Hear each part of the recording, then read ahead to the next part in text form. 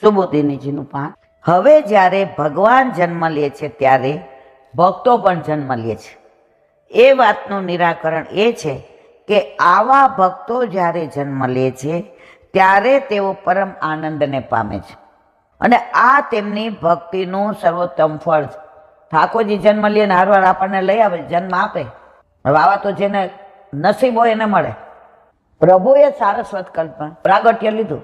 ઋષિઓ ને મુનિઓ દેવતાને બધાય પધાર્યા તો બધાય કેવો આનંદ લીધો.